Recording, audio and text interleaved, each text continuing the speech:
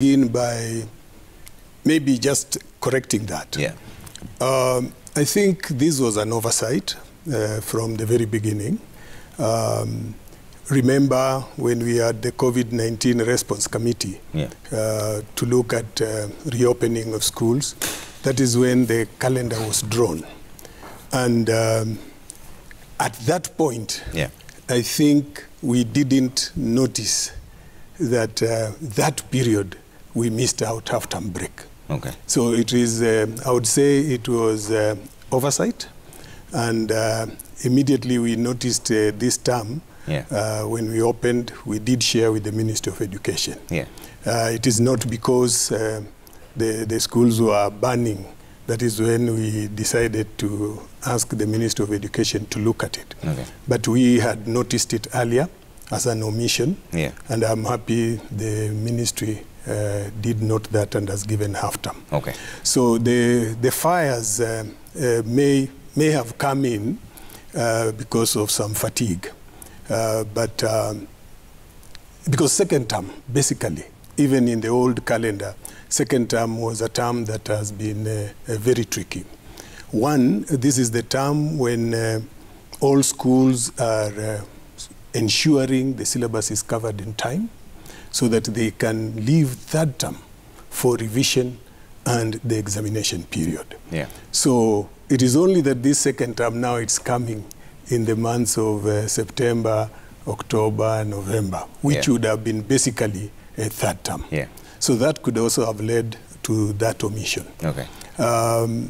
Reasons for banning schools will always vary from one school to another.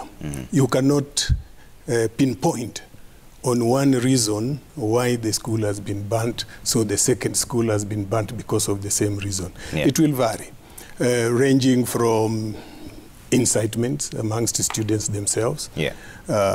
Some will blame administration. They will want to find a trigger to do that. Some will look at the amount of work being given.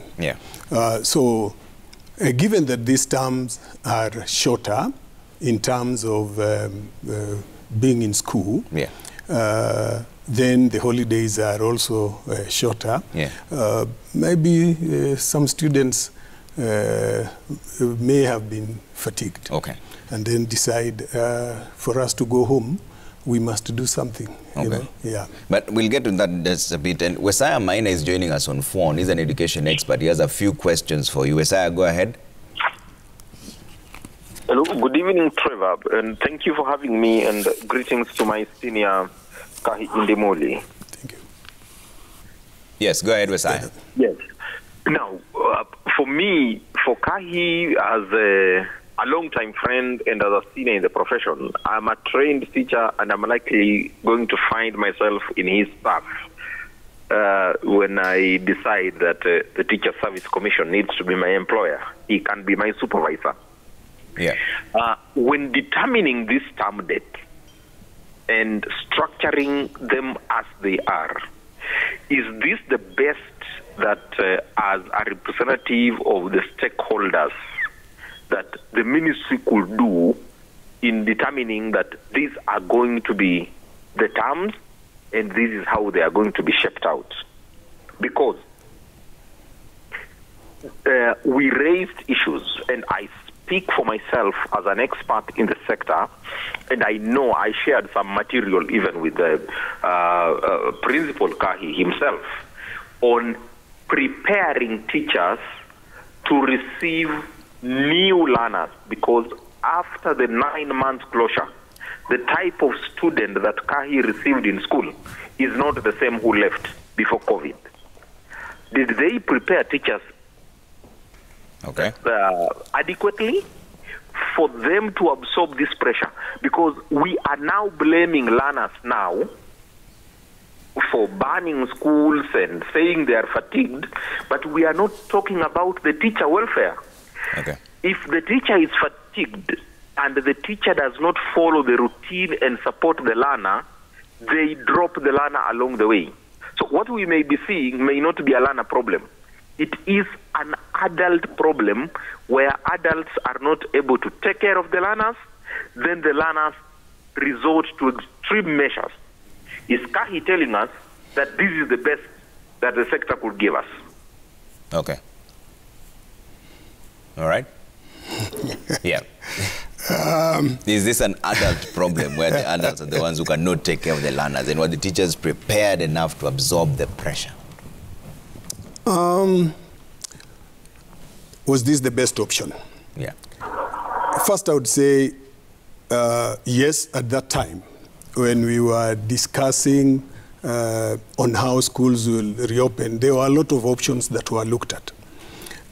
Some of the options required that a set of students would be at home when another set of students would be in school. Yeah. And even divide those classes into two. That would have even have been more stressful to the teacher because this one teacher would be expected to handle a set of students. Yeah. When they go, the same teacher would be meeting a new set of students and repeating what he or she had done before. Yeah.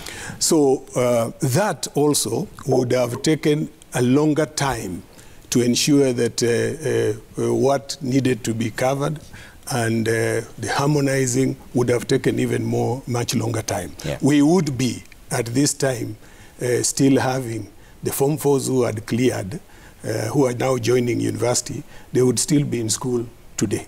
Mm-hmm. So I would say at that time, yes, this was the best option that the committee looked at. Yeah. The issue of whether teachers were prepared, adequately prepared to absorb the pressure. Yeah. I would say the Teacher Service Commission tried its best through the online training. Definitely during that period, everybody was more scared about getting people together to train them to do something because of the scare of COVID-19. Yeah. So I would say some training was done. Okay. Whether it was adequate or not, I think we need a further assessment of that. Okay. Yeah. Principal Kahi. Yes, go ahead. Principal, and I ask this because from where the principal sits, he is literally the chief agent of Teachers Service Commission in the school. He is the leader of curriculum delivery. So when he uses words like some training was done and it have been adequate, but then we have let the children go in, we have committed parents to pay fees for 4 terms in a year where we were paying 3 times. Are we being fair? What is this rush for us to return to the normal term dates by 2023? Our neighbor Uganda has not opened their schools. I'm not saying that we need to compare ourselves to Uganda, but maybe there is something they saw. What is it? What was the rush? Our financial year as a country begins in June. We closed schools in March.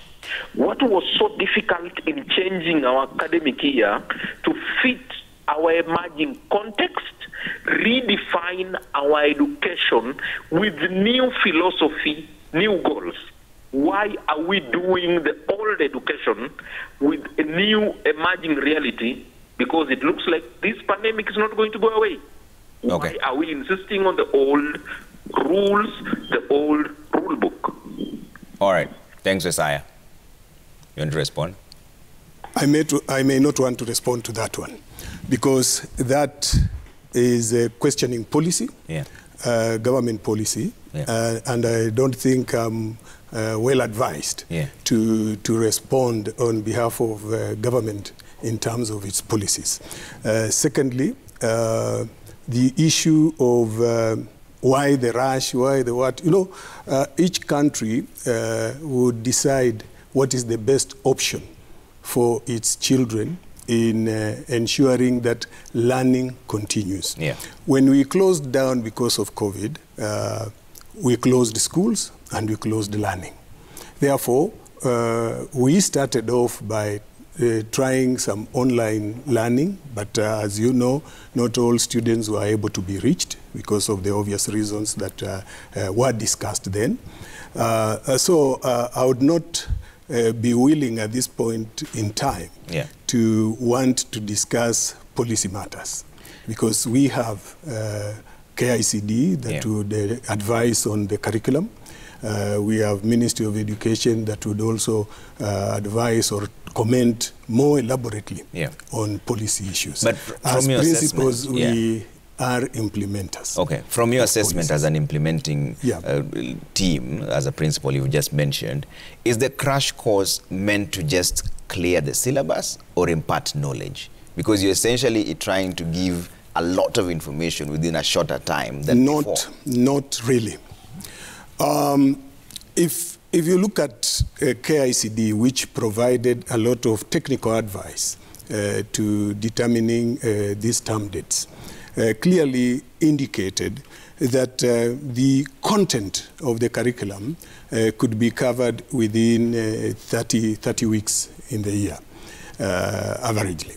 But because of other activities that normally come in, sporting activities and what, that was extended to 39 weeks. Now, as we were reopening, we closed down activities. So we were not going to have those activities. Therefore, the weeks that were catering for those activities definitely were not needed. But to complete the curriculum as set by KICD, their advice was it can be done in 30 weeks. So it's not just purpose of wanting to complete the syllabus or wanting to just give knowledge. It was determined, and it is scientifically determined by the curriculum developer, who also allocates time. But that then raises the question, Mr. Kahi, that why was it necessary to spend all that time before? Are we then now saying that we could have reviewed even in the past to have these crash courses? Remember, I've shorten the time period when people are in school? Remember, I've said there are the activities that go along teaching and learning. We have the co-curricular activities. Those also need time, all right? So they are incorporated within the period of implementation of the curriculum. But now, because they were incorporated, it was taking 39 weeks in a year, you see? But coming back, those activities were not going to be there, you see? So it meant we were only dealing with issues of curriculum implementation, the academic part of it, the co-curricular aspect, to allow time for students to go and compete out there, you know, in music festival, ball games, and all that we know was now not going to be there. But they are critical. They are critical, of course. They are critical. But remember, from the containment measures that were put in place, we were supposed, as a country, to ensure that social distancing interaction from one school to another coming together was supposed to be almost minimal. So they were critical, yes, but remember we were fighting a pandemic. So those are new times. Let's bring in Kennedy Echesa. He's also on call. He has a few questions for you, and then we'll let you respond. Echesa? Thank you very much, Trevor. I don't know why Principal is laughing. I think he knows you from somewhere, but go ahead, Echesa. Thank you very much, Trevor, and thank you, Chair Esha, Mr. Kahi Indumuli, my good friend. I have a few questions. In the beginning, I'll start with two questions. The first question, Mr. Indumuli, is whether you think the crash program that we are experiencing today, which program is giving us the problems that we are having, was necessary, and why, as a country, we have to cover what we used to cover in 15 weeks within a period of 10 weeks. And secondly, what administrative safeguards were put in place to deal with a possible rebellion? Because what we are experiencing in our schools today is a rebellion of what the system has imposed on unprepared population of learners, including teachers. You cannot purport to cover syllabus within 10 weeks, a syllabus that we used to cover in a period of 14 or 15 weeks. We brought back these learners with no co-curricular activities that they were used to, with the fewer teachers, ill-equipped guiding and counseling departments. Did we set any administrative safeguards, or do we anticipate that there will be a time when this thing will backfire, like it has backfired today, and then we get up and say, let us give them half-term next week and see whether they will change? What if they come back and they ban the schools more than before the half-term?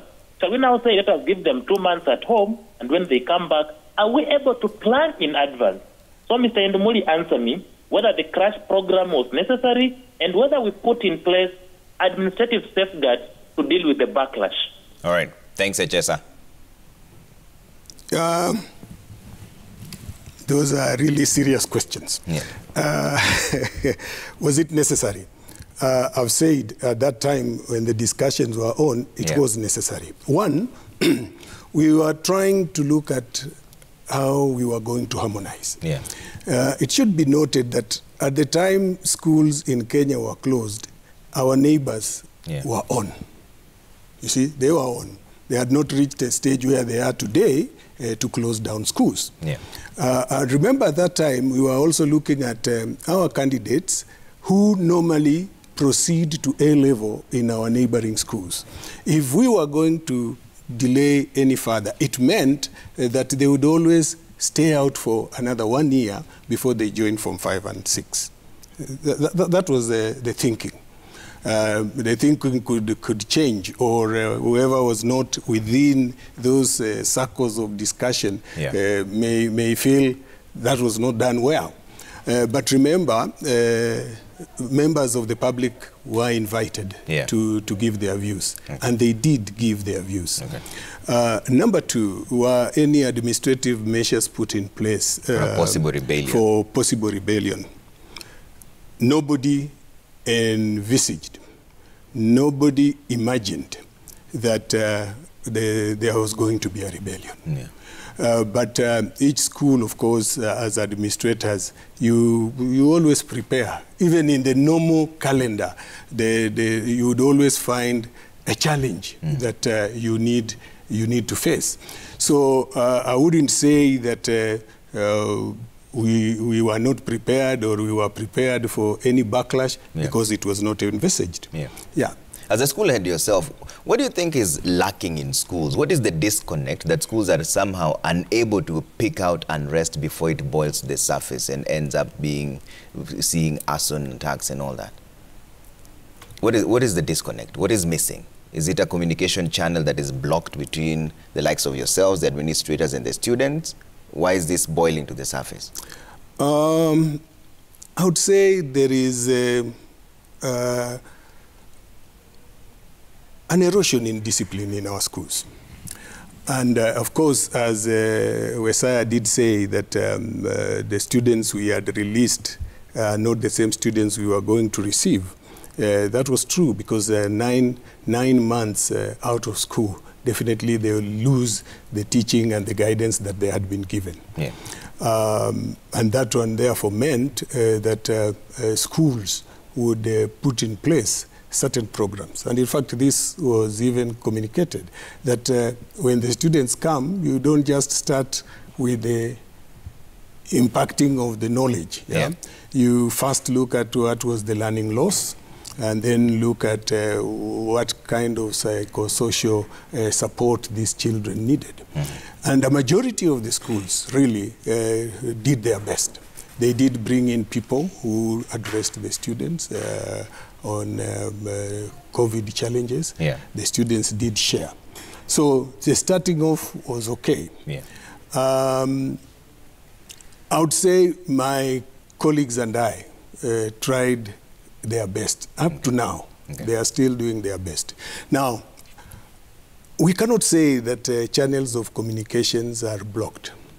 In a majority of our schools, if you visited them, you'll find that they have opportunities where they talk to the students, and the students talk to them.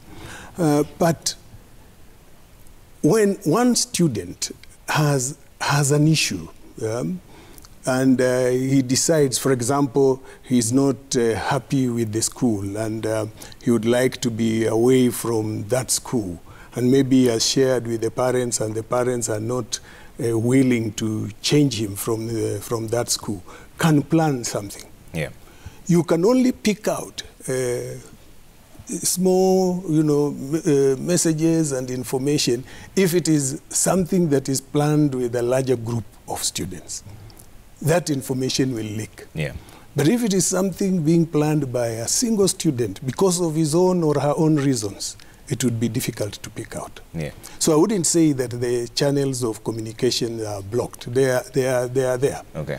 But as I said, yeah, there are varying reasons why a school would be banned. It is not only, we cannot only pinpoint on the curriculum as it is, the crash program as it's being said. No. Okay. It cannot be just that reason. As an administrator yourself, and you've termed it an erosion of discipline, what do you suggest? How can that be restored? It is a collective responsibility, Trevor. Discipline of our students must begin from home. The parents are the first to ensure that the discipline of their children is beyond reproach.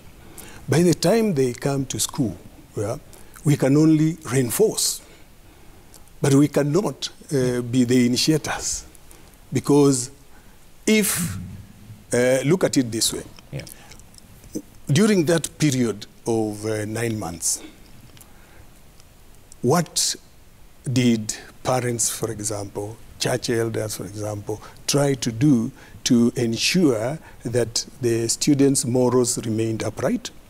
Try to ensure that the students' indulgence in other drugs and substance abuse was curtailed. Yeah. If we all played our part at that time, by the time they come to school, this would be easily pushed forward. Yeah. But the children we received after that period, definitely a majority of them had changed. Okay. Who allowed them to change? The parents. Definitely. So it's the parents who failed you as the administrators? Most of them. It is collective. We have a role to play as administrators. Teachers have a role to play.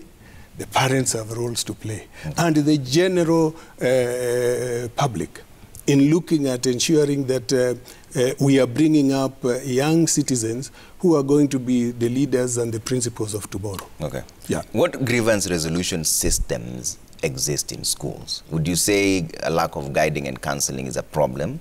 And what have you put in place to ensure that should there be an issue, they can come and speak to the administration without any blowback from that means? Is there a standard for schools, or every school has its own way of dealing we would with say there is no standard set that this is the way. But a guidance is given that opportunities should be provided to ensure that the students can air their grievances. We have guidance and counseling departments in the school that play a very important role. Of course, these are also teachers. They also have other teaching responsibilities. Yeah.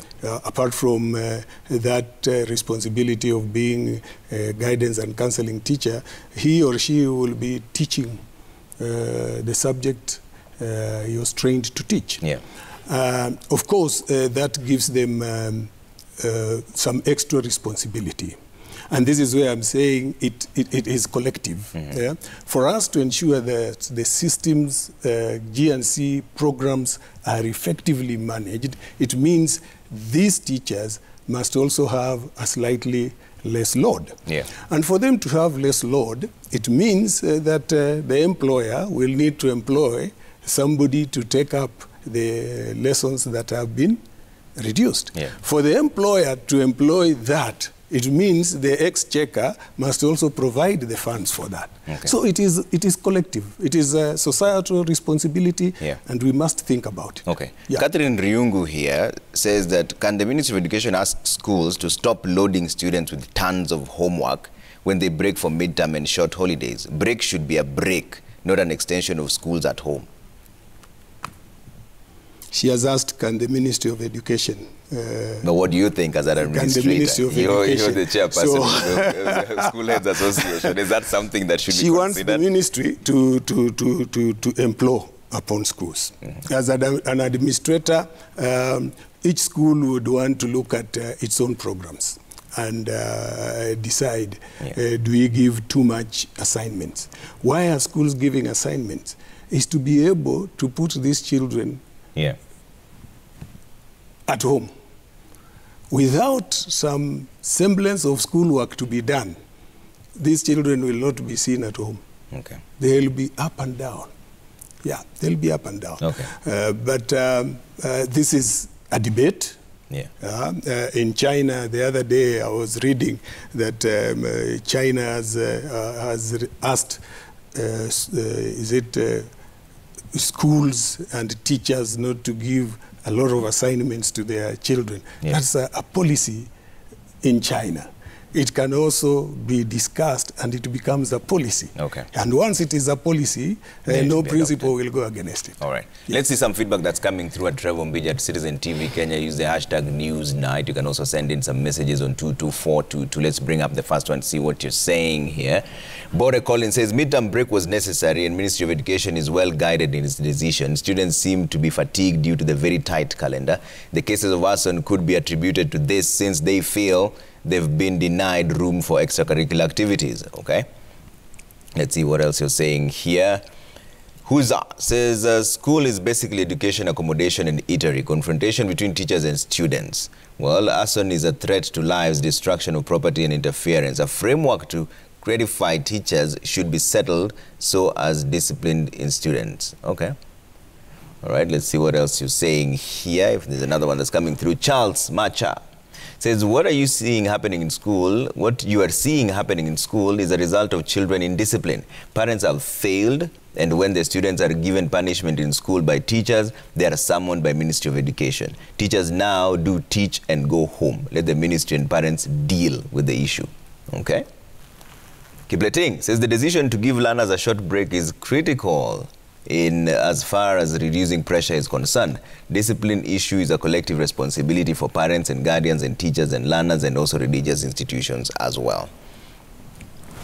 Fred says, is the current student rebellion purely a product of the crash program? Can we look at the history of second terms even before COVID and the strikes therein? Okay, and you already addressed that. Yeah. But are you concerned that the Auditor General gave a report after having audited 42 schools in 5 counties, Machakos being one, Siaya, Uasin Gishu, Kajiado, and Kiambu? It showed that many schools were sitting on a time bomb. Some did not have doors at the end of the dormitory or clearly labeled exits at the middle. Some of the windows were still grilled. In 2008, there was a report that schools should be fire prepared, so to speak. Most schools don't even know what's in that report. Does it concern you? It concerns me to hear such a report because I believe and trust that all schools had an opportunity or they have copies of that report and they have to be implementing it. Of course, the challenge here is the financial aspect of it. For example, if you look at already a classroom or a dormitory that had been earlier been constructed with certain specifications, and you now have to create doors in it for exit and the rest, it is a cost that comes with it. Issues of fire extinguishers, buying fire extinguishers, all these are costs. It is unfortunate that when the report came out, we also did not set aside funds that would assist schools in mitigating this. But I'm aware every new building today that is coming up in our schools, they are supervised by Public Works, and those measures are ensured to be in place. Yeah. Yeah. We'll get into that in just a bit and delve deeper into it. But Opole Akach says parents are not giving teachers opportunities to mold children in the rightful direction. This has impacted great immorality and evil thoughts in students. Parents defend children excessively. Do you agree? To some extent, yes. Yeah. Parents have not allowed teachers to mold the students the way they were supposed to? Yeah, because you'd find if you have to take certain measures, even just inviting a parent for a discussion of the child's wayward behavior, the parent will always begin by being defensive of the child. Very few would come and listen to you and tell you, Mwalimu, I have also noticed this kind of character, this kind of behavior in my son at home. So I'm not surprised if he's doing this in school. But some would begin by saying, no, my son, my daughter cannot behave that way. He is the best. When he's at home, I leave him, I go to work, and I come back and I find him there. But one student one time told a parent in my presence is that you will find me where you left me, because I ensure I come back before you report. So you will go and I will leave to do meet my friends, play with my friends. But I know the time you'll come back, I will have reached home before you. So you will find me there. Okay. Yeah. So these things are happening, and parents should realize that the angels we may be seeing in our sitting rooms are not the same angels in schools. They are totally different. Okay. Yeah. So then what should be done in that case? Who should we trust now? Because if putting we yourself must in the parents' trust shoes, each other. The children is there. Parents should trust the teachers. Yeah. Parents should trust information given. And we should also trust what the parent tells us. And openness. If a parent notices that the child has some kind of behavior that he or she does not like, it is always good to share with the teachers so that we can also monitor and assist in correcting when they are in school. Yeah. Yeah? And once the children know that my parent has discovered this, he has informed my teachers, many will reform. Okay. Yeah. Boniface Baraza says, let Mr. Ndimuli find out whether guiding and counseling still exists in our schools as the learners proceed home for the grace period ordered. Does it still exist? Guiding and counseling? Guiding and counseling exists. But is it being taken up by the students? Yeah, in some schools. I will not say that I've done research in all our schools and said, yes, it's taking place. Yeah. But a number of schools that I've visited, my colleagues that we've shared, and also from my own experience in the schools I've been head, yes, guidance and counseling happens. Yeah. And you would see it from the kind of reports the teachers would come to share in case they have discovered that this child requires more than what they have. Yeah. So that they need you as a principal to come in, maybe try and look for support. If the child is having maybe fees issues and these are disturbing him. If the child has a problem at home, how do we get the parents so that this can be discussed? The principal will have to come. But is it fashioned to suit the current metamorphosized generation who have different issues? The trained teachers of guidance and counseling will always try to adapt to new methods. Yeah. And remember, the guidance and counseling teachers that we have in majority of our schools were first appointed there or posted there to teach certain subjects. Then with time, maybe attending workshops, attending some short-term trainings, they are added that responsibility. Yeah. And that's why I was saying that this is something that we need to look at it more broadly, so that as a country we take guidance and counseling in schools seriously, by ensuring that we post those who are trained for it and those who are can only do the guidance and counseling aspect of the school. Okay. Yeah, so that they are not also bogged down by other responsibilities. Okay. Yeah. There are two things that concern me. The president talked about 10,000 classrooms to be built by next year to cater for the shortfall, but we have a double intake coming. Will this be sufficient?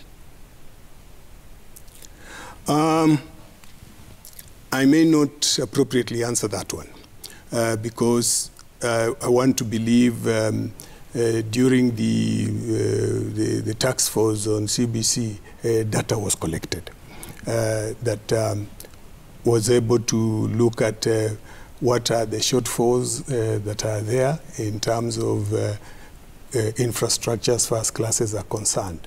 So I want to trust that the 10,000 classrooms to be constructed must have been informed from the data that was collected. Okay. And that's why I'm saying I may not adequately be able to really respond to that one. There's a direct, adequate or not. There's a direct accusation here from Professor Aman Manyora. Says school heads are responsible for the mess in schools because, number one, they're draconian administration. Number two, they're thieving habits and making education expensive. And number three, failing to convince government that the 100% transition has led to unmanageable congestion.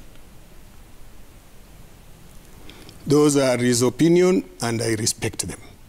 Manyora is free to make any observations that he feels. But I want to believe in whatever accusation is leveling there, that he has evidence to that effect. Number two, the issue of failing to convince government. As I said, government policies are implemented.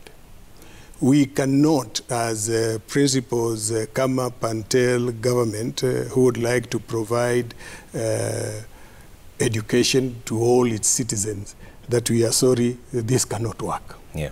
We start off, we can only mention the gaps that are there that requires government intervention. Okay. But it is not our responsibility to convince government that that policy you are pursuing or you are introducing for the citizens of Kenya is wrong. Okay. No. Mboko Milemba from Kupet says, what's Ndimuli's take on doing away with boarding schools and embracing day schools so that students just come, you teach them, they go and deal with their parents even if they're indisciplined? Thank you, Mboko Milemba. I think Mboko is aware that what Kesha has always advocated for. We have talked before that by and large, we need to start cutting down on boarding schools.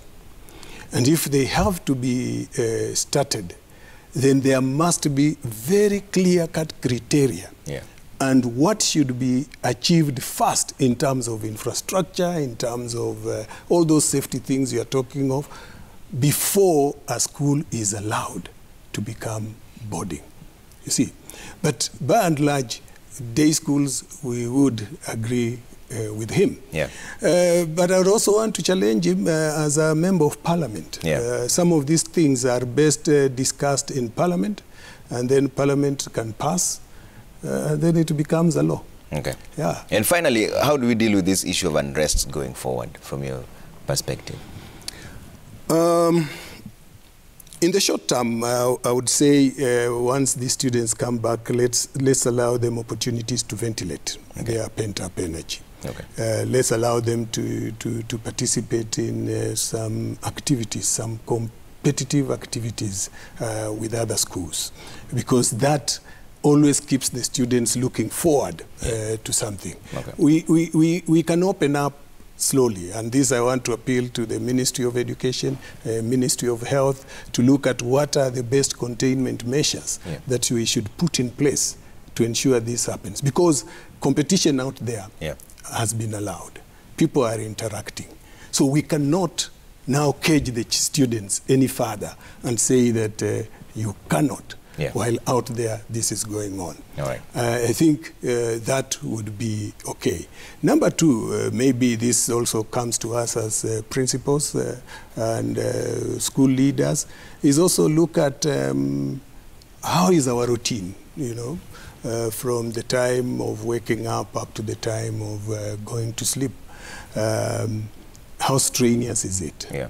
And therefore, can we look at it as school principals and see if our routine may require adjustments, and we discuss and adjust. All right. So maybe through that we may see this come down. But as I said, we can't pinpoint one reason to be uniform for all schools that are getting banned. Chair, thank you so much for making time for us. Thank you very much. Ndimuli Kai, the chairperson for Kenya Secondary School Heads Association, speaking to us on the issue around unrest in schools. And he says it's a collective responsibility for all of us to ensure that discipline is maintained in the school. All right, this is a conversation we'll keep having. We're having another version of it tomorrow morning on Daybreak. See you then. My name is Trevor Mbije. It's always a pleasure having you with us on behalf of everybody else who made this possible.